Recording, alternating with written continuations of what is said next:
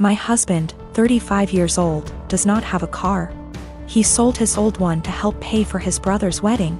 I did not agree on this, but he had this car before we got together, so it's a shared property. Besides that, I have my own car, so that did not affect me till my husband started complaining about having to commute to work and hang out places. He tried to get me to let him drive my car several times, but I stood firm and put a boundary, making him understand that my car will never be driven by him. One of the reasons why is because of how bad his driving is.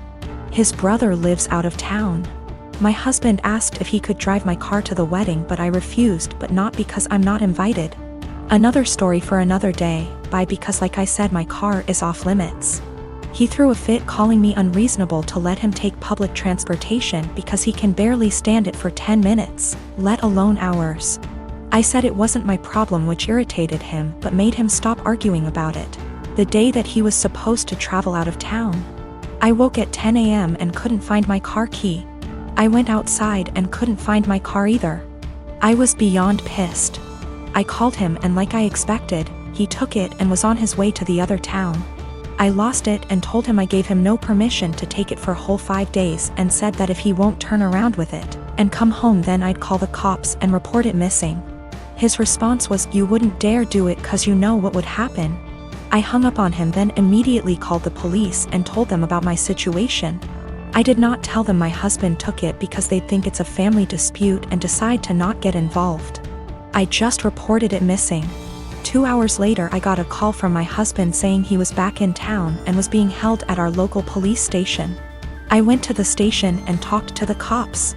My husband made a scene there, swearing over and over that I gave him permission to take it, and said I was acting out of jealousy and spite because he was going to attend a wedding that I was not invited to. I took my car and went home, but he had to stay a little longer. He came home in the evening and went on a rage fit about how I created an awful situation and almost caused him to miss his brother's wedding. He called me vindictive, bitter, and a lunatic to call the police on him and try to accuse him of stealing my car. He had to leave the same day to be able to be there with his family and decided to extend his stay, and he still hasn't gotten back yet. Right now his mom and brother are blasting me for what happened and calling me spiteful. I have a cousin, Kat, who got married to Henry early this year. We weren't close as kids. She was pretty spoiled and would always brag about how much designer stuff she has. Be really mean to people under the guise of just trying to help, etc. Don't go out of our way to interact with one another, but I do see her at family events and whatnot, and we make small talk. I'm engaged to Chris, who is a software engineer. He's co-head of his department at work with 2 other people. Not too long ago, Chris was telling me about how they had some new employees, and one of them sounded really familiar. He told me the name and I realized it was Kat's husband. Also, he and Henry hadn't met face to face yet. Kat and Henry had a huge wedding. It was really nice, but all she did for months is brag about how amazing her wedding was. The wedding stuff's died down now, so recently she started going on about how wealthy her husband is and what a great lifestyle they have. One of my other aunts celebrated her 50th about a week ago. I went with Chris and Kat was there with Henry. We were chatting and Kat was saying how Henry has a fantastic new job that pays even more than his previous one. Henry chimed in and said that they were already planning to buy a new house. Kat asked what Chris does. I said he was an engineer like Henry and he has a good job too, but I'll admit I left out where he works on purpose. She smiled and nodded, then said it's fine. She understands that I'm embarrassed and want to keep it quiet. So that was pretty much the end of our conversation. Then, when we were leaving, she pulled me aside and told me to let her and Henry know if we needed help with the wedding. Obviously I knew what she meant and it was just another dig, but I said, "Bye," and left. Literally 2 days later, I get a DM from Kat and she's furious. Well, as much as one can be through text. That I didn't tell them that Chris was one of Henry's bosses. Henry was shocked to see him in the office and Chris made a comment, "Tell Kat OP and me don't need help, but thanks for offering."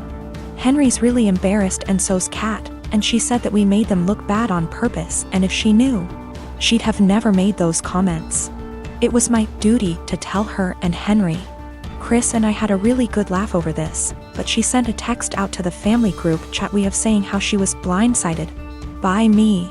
A few others said that what we did was petty and wrong. I sustained very bad injuries to my face this month. I'm in the stage of healing when the scar tissue has formed, but it's still very tender new skin. I'm going to have very obvious facial scarring for the rest of my life.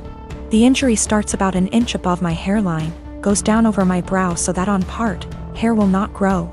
It continues down my cheek where it is deepest. I'll always probably have an indentation in the fullest part of my cheek. Then it continues to my jawline. In some ways it's okay. I'm happy it's just cosmetic damage.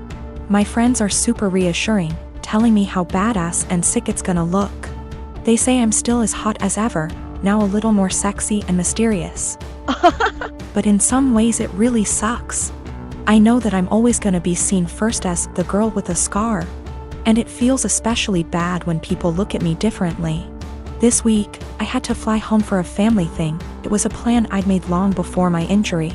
I wasn't really looking forward to the pity or people making a big deal of it. I'd rather it not be acknowledged. I'd also met with my dermatologist who said that I was at the stage of scar tissue formation, that I no longer should be dressing the wounds. The skin was healing and instead I needed to be applying topical cream and Vaseline to keep the site clean and moist. It also looks a bit ugly. The building scar tissue is very red and tender, and with the Vaseline over it, looks slick and shiny. So I get on this flight, I have the window seat and I put on my headphones and drift off to sleep when the plane is still boarding. I wake up to this kid, maybe 4 years old, sat next to me, throwing a tantrum.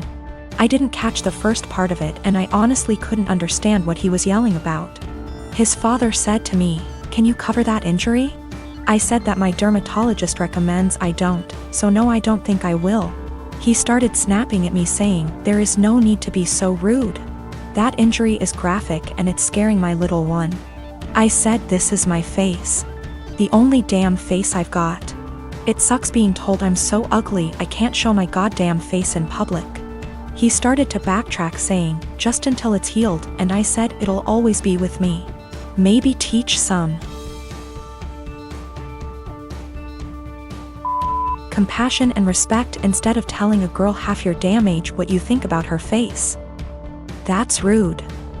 He actually got up after that and I think went to a stewardess about a seat change because a young couple came to sit next to me on a few minutes instead. I've gotta admit I felt so low that I put on my sunglasses and had a quiet cry for a few minutes. I have a home daycare. I like to think I'm pretty lenient, but I do have one big rule: don't make me the bad guy. I understand we might have different rules, but don't make your child resent me by not backing me up. Anyway, another rule is I don't allow outside toys or electronics. Kids can bring the stuffed animals for nap if they're sleeping on rest mats, but I don't want to be responsible if something gets broken. Years ago, I used to let kids bring whatever. Then a cheap McDonald's toy broke by accident, kid was upset and mom got mad at me. So now it's a hard rule. Most are okay with it. But I have a new kid, whose mom wanted him to bring his tablet because he needs it. I said sorry but no. I'm not going to be responsible for it. We went back and forth but finally she just says fine. But every morning, he's crying because she took his tablet from him in the car. She always gives me this look and says, "Miss Lucy says no tablet." I always try to say we have plenty of toys, but the kid spends the whole morning sulking. I've talked to mom, asked her to leave it at home and not even put it in the car, but she says he needs it. It's been a month and yesterday was the straw that broke the camel's back. Kid came in crying as usual. I tried my usual redirection which didn't work. Mom was giving me a look of, "See what you did?" Then she had the nerve to say to him, "I know you need your tablet, we've talked about this before, Miss Lucy is strict." That pissed me off. I ended up telling her to take him home right then and there. She was shocked and tried to stammer. He was my first kid of the day, so there was no scene. I just handed back his backpack, said he was no longer a student of mine and began to pack his extra clothes and the sippy cup he kept. Mom was in tears as she left. My husband thinks she was right. I'm too strict and should have broken policy instead of causing drama. There was no medical need for the tablet. It was all just that he wanted it. I'm not making a waiver for electronics. That won't stop other issues with the tablets, such as jealousy and drama, so my "don't make me the bad guy" rule has been misunderstood, partly as I worded it poorly. I don't expect blind obedience. No one has to agree with my rules. They can challenge them, to me. But to their kid, I'd rather them explain everyone has different rules and that while they're with me, things will be different. I do the same with parents who have different rules than mine. I never say they're wrong or strict, I say that we have different rules at school and to listen to mom and dad. This is also a policy for pacifiers, bottles, and potty training. I'll approach any of these milestones when you ask, but you have to be working on it at home too. The kid won't progress if they only go pee on the potty at home. And the child was not autistic or non-verbal. If he was, an exception would be made. I returned her money for the last few days of January and texted an apology for terminating without notice, and said I hope she was able to find care. She said she left him at her mom's. She also asked if there was any way I'd reconsider and I said no. We had a long phone call and no minds were changed, but it was the ending we should have had.